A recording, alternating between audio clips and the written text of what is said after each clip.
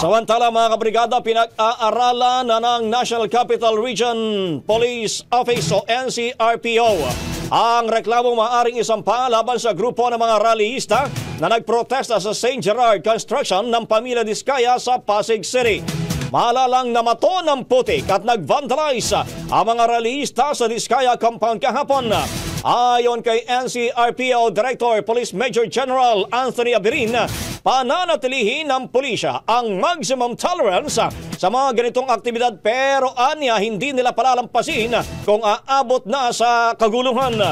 Aniya, wala pang formal na reklamong sinasampa ang mga Diskaya hinggil sa insidente pero patuloy na nakikipag-ugnayan sa kanila ang pulisya.